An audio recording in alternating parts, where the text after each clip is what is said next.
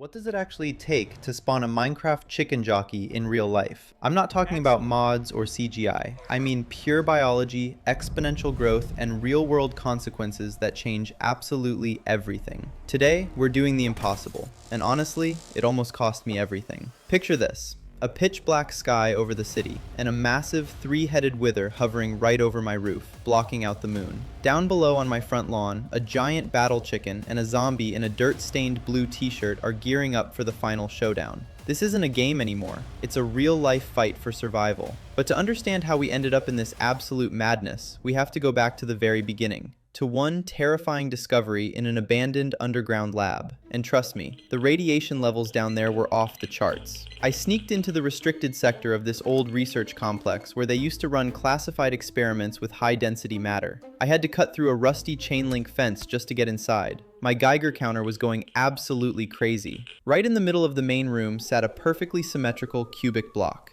It was literally a dirt block covered in pixelated, perfectly manicured grass. And resting right on top of it was it, a heavy, massive egg covered in weird green spots. But it wasn't just sitting there, it had this faint glow. I picked it up and took it home. Looking back, that was my first major mistake. I knew that if I wanted this thing to actually hatch, I had to perfectly recreate the in-game conditions. I spent 2 whole days putting together a DIY incubator. I grabbed an old fish tank, lined the bottom with dirt, and hooked up a high-powered UV light along with a reptile heating pad. I locked the temperature exactly at 36 degrees Celsius, about 97 degrees Fahrenheit. The first 48 hours?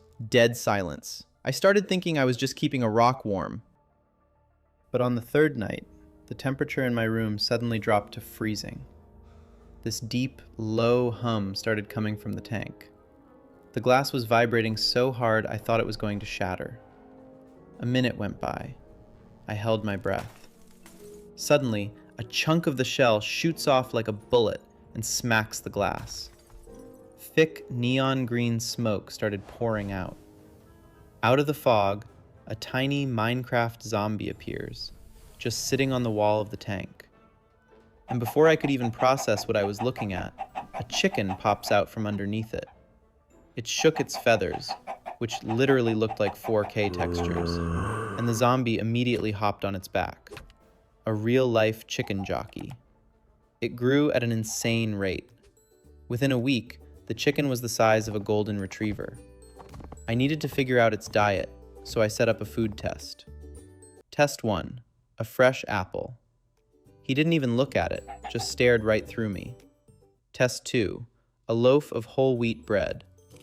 He ate it, but chewed super slowly and looked absolutely miserable. Test 3. A chocolate chip cookie. He slapped my hand so hard the cookie flew across the room. But then I pulled a massive chunk of raw beef out of the fridge. The second I held it out, his black pupils dilated. He ran up and started viciously tearing into the meat. That was his fuel. By week 2, he was putting away like 5 steaks every single day. My room was getting way too small for them. The chicken kept accidentally knocking over my monitors, and the zombie was scratching up the walls. If he was going to be an actual bodyguard, he needed real combat experience. So, I did something crazy. I ordered massive slabs of dense volcanic obsidian online and built a nether portal right in my garage. I rigged up a high-voltage generator to recreate the spark. When I flipped the switch, a blinding purple light flooded the whole place. The air smelled like ozone and sulfur. Without missing a beat, the jockey charged forward and leaped straight into the purple vortex. I didn't follow him. I just stood in the garage, listening to the muffled sounds of battle echoing from the other side. The clash of heavy metal, the hiss of creepers, and the distinct sound of stone blocks shattering. When they finally came back through the portal 3 hours later, they were completely different. They had leveled up. The chicken was decked out in gleaming, heavy diamond armor, covered in scratch marks. The zombie was taller, wearing diamond gear, and gripping an enchanted sword that gave off a faint purple glow. The garage wasn't going to cut it anymore. I decided to build them a real, full-scale base right in my backyard. I spent the entire weekend mixing concrete and stacking heavy limestone and granite blocks to create an actual fortified bunker. The jockey even helped, effortlessly lifting boulders that weighed close to 100 pounds. Once the roof was on, I thought they were finally safe. I thought I had won. I thought I was in control of the experiment. I was wrong. The second I stepped back to admire the new bunker, the ground beneath my feet started shaking violently. The portal in the garage hadn't just stayed open, it had malfunctioned. It started pulsing with this thick, dark, black energy. I turned around and froze.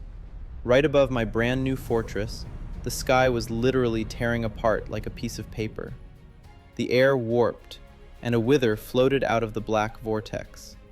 3 massive heads, surrounded by swirling ash and soul sand, hovered silently in the air. Without warning, it launched its first fireball. My new backyard base was blown to pieces in a split second. Chunks of granite rained down everywhere. Sirens immediately started blaring across the city. The war had officially begun. The jockey didn't even wait for my command. The armored chicken let out a deafening battle cry and charged straight at the floating monster. The wither blasted it with dark energy, but the zombie took the hit right on his enchanted sword. The diamond armor held up. Launching off the ruins, the zombie caught some serious air, got right above the wither, and brought his sword down on its center head with terrifying force. When the smoke cleared, the wither was gone. It had been blown to pieces, leaving nothing behind but a glowing, pulsing nether star hovering a few inches above my wrecked lawn. But my jockey was gone too. Where their home used to be, there were only deep, heavy claw marks tearing up the dirt, leading straight into the dark woods behind my house. The experiment failed.